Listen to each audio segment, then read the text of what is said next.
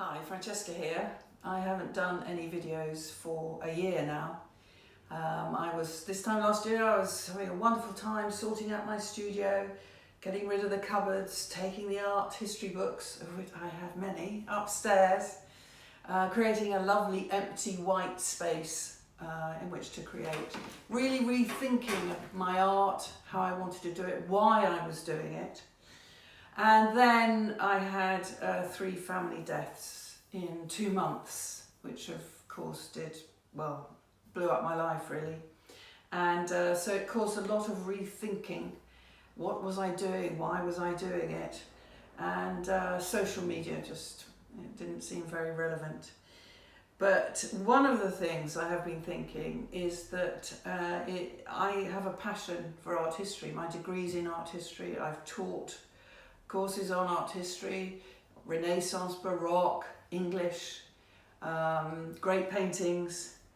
And I have recently come across a number of people who are scared of art, are scared of going to galleries, are scared of looking stupid.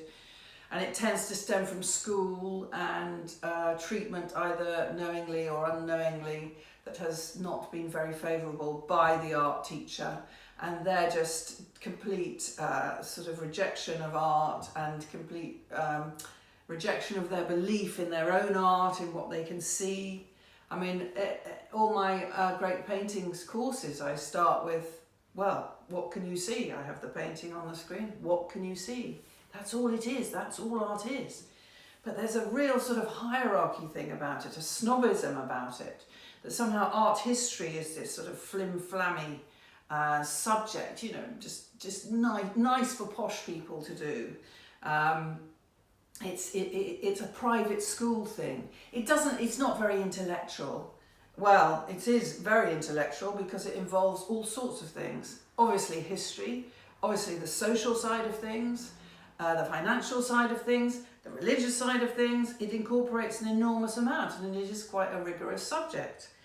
I did do history of art A-level at school because they introduced it just as I got to A-level. It was not a private school, and I certainly didn't go to a posh university. But it's always been a passion, and I want to start sharing it in just little small videos, because it is such a joy looking at art.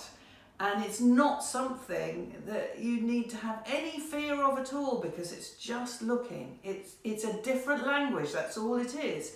If I said, oh, I'm off to learn Welsh, would you think, oh, well, she's a bit above herself, she's a bit snooty. I mean, galleries don't help, private galleries, because they tend to be quite snooty. But we have this amazing wealth of art and architecture in this country, in the whole of Europe. Well, obviously in the whole of the world, but my knowledge is about Europe and this country. And I just think, what would happen if it all got taken away from us? You know, we need to have it in our psyche, in our blood and bones, to really appreciate it while it's here, to be able to go into the National Gallery or Tate Liverpool or whatever it is without any fear of looking stupid, and just enjoy what's in front of you. Because look what ISIS did in Libya and Syria and Iraq. They destroyed their culture. They blew up 3,000-year-old temples and sculptures, monasteries, mosques, all bulldozed. And then they looted the artifacts and sold them on the black market, never to be seen again. Imagine if that happened here. Imagine if there was no Stonehenge, no St. Paul's Cathedral, no Angel of the North, no castles, no galleries, no museums. Imagine if our culture was taken away from us. So this is what I want to do. I'm going to do little videos. I'm going to start in Easter week with, to my mind, the greatest Easter painting that has ever been. And because I love Easter, I love the story, but mainly I love the art. So I'm just here to tell you that's what I want to do. And I'm also thinking of starting teaching again, very small classes for people with friends or people they trust, to come to a safe space learn about art with no fear of looking stupid at all. And so I shall begin here, and I hope you enjoy them.